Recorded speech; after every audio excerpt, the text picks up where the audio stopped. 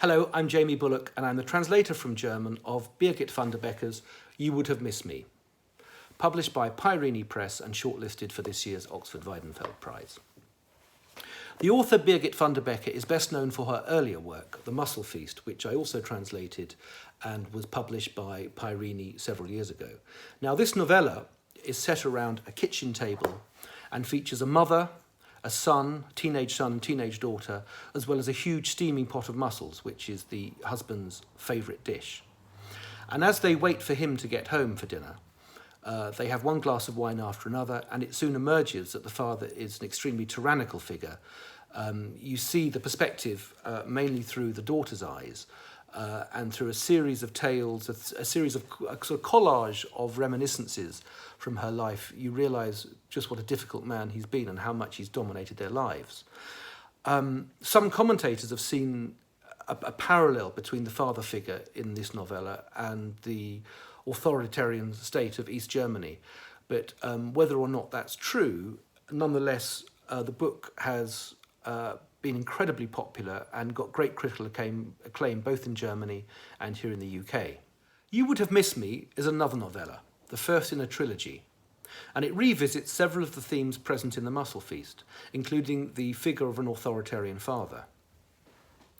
The book opens on the 7th birthday of a young girl, and we soon see that not only does she have a tyrannical father to deal with, but also a cold and distant mother, who at various points throughout the text intimates that she wished the girl had never been born in the first place.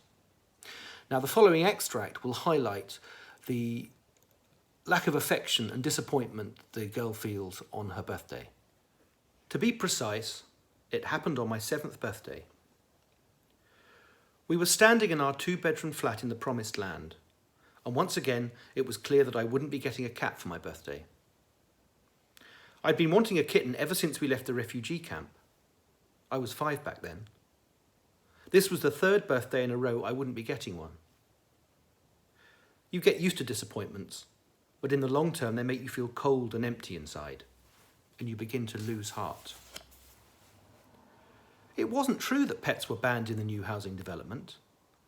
The Egners in 24C had a dachshund in their first-floor flat, and Gisela's mother bred chinchillas in the basement. Everybody knew, and nobody had yet raised any objections to the Egners' dachshund or Gisela's mother's chinchillas.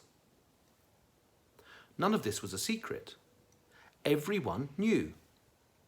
And so, when my mother said we weren't allowed to have a cat on the estate, it wasn't true, and my mother too knew perfectly well it wasn't true.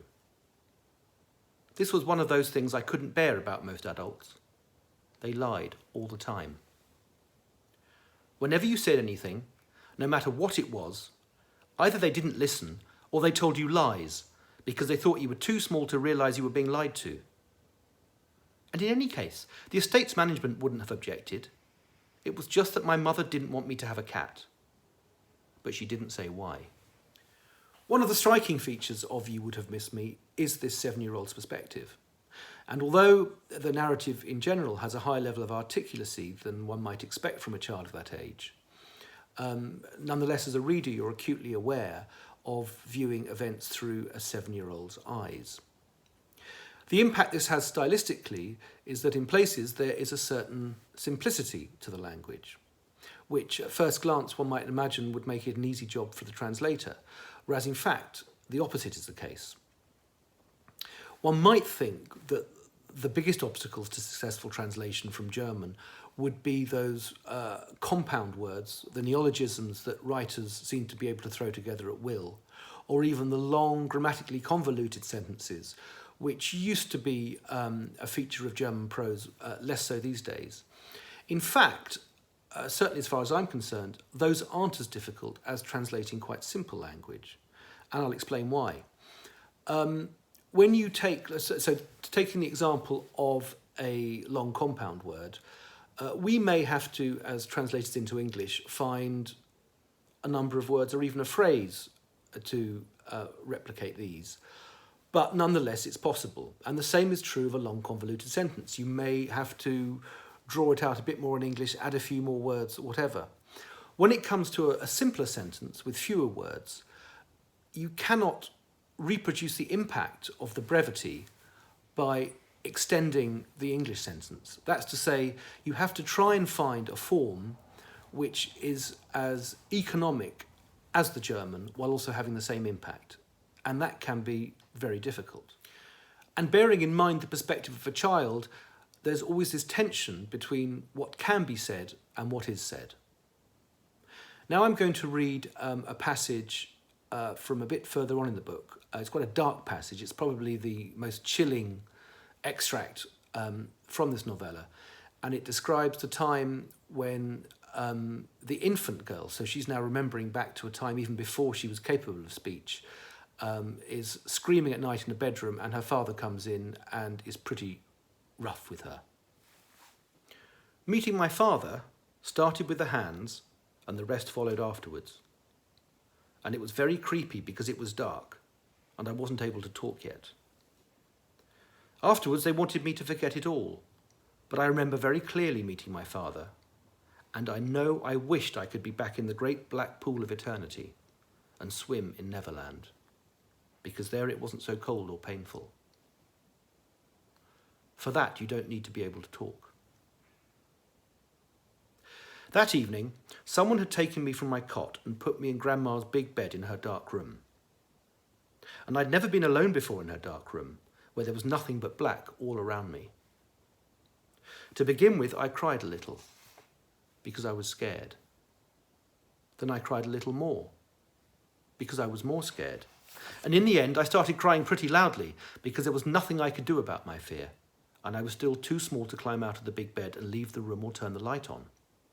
Then finally I screamed as loudly as I could, so someone would hear and fetch me from the darkness. And the door opened. A chink of light slanted into Grandma's bedroom from the hallway, but I couldn't see it clearly because I'd been put on my back with my head pointing towards the door and was still too small to sit up and turn my head. But now there was so much light coming from the hallway that I could see the huge paws coming at me from above through the darkness. These weren't human hands, but paws, and they belonged to a monster, standing on long hind legs with its arms stretched up in the air. And behind the huge paws, a white face appeared. A long white face, with black hair everywhere, and a pair of sparkling discs, as big as the saucers in Grandma's lounge. Through the sparkles, I couldn't see any eyes, only the two discs, and then those huge paws came down on me. One was clamped right across my face, which meant I couldn't breathe. Neither through my mouth nor through my nose. Summoning all my strength, I turned my head this way and that to try to get some air. I wiggled and struggled as much as I could, and then for a moment I was able to draw breath and started to scream. But only for a moment. After which the paw squashed my face and pressed it hard against the pillow, and I couldn't scream anymore because my mouth was being forced shut, but I was just able to open it one last time and bite. The monster let out a terrifying howl, and I was grabbed under my arms, hoisted into the air, and shaken until my head hung loosely from my neck, flapping from side to side, and after that I was thrown against the wall. Then the door closed again, and it was dark. From the two extracts I've read so far, one might get the impression that You Would Have Missed Me is a grim, depressing read, but that's not the case at all. In fact, another of the features of Birgit Vanderbeke's writing is her dark humour, and I'd like to redress the balance with a third reading, giving an example of this. It's mocking, in particular, the material culture of West Germany in the post-war period, and specifically for this family, the girl's family who's moved over from the East where there was very little to be had, and suddenly arriving in the West where you can pretty much get hold of anything so long as you've got the money. We only really spent time in the lounge when there was something to watch on television, or if it was a special occasion. It was stuffed with teak furniture, as much as could fit inside the room. Both my father and my mother now said that it had been a mistake to furnish the lounge with teak, because teak needed to be polished all the time to keep it shiny. Before we came to the West, my mother had always dreamed of teak furniture. But of course she didn't know you had to polish teak all the time, because she'd only ever dreamed of it and had never owned any. Her teak dream harked back to her fiancé, who she always claimed had been killed in action, but actually he'd been shot in the back and died. After the war, everything fell apart for a few years. But you'd have thought that by now things would have slowly been pieced back together. However, this fiancé had been the son of a landowner, and if he hadn't been shot, he would have undoubtedly married my mother after the war, and later the two of them and their children would have inherited his family estate, furnished from top to bottom with teak. And so ever since her engagement to the landowner's son, my mother had dreamed of teak furniture. And as soon as my parents' application for a flat in the West was approved and we moved from the refugee camp into the housing development that the Red Factory had built for its workers, their first purchase was a complete teak suite for the lounge, because my mother had been dreaming of this for so long. I hope you've enjoyed this brief introduction to You Would Have Missed Me by Birgit Vanderbeke, and if you haven't read any of her writing before, I strongly urge you to do so. Thank you.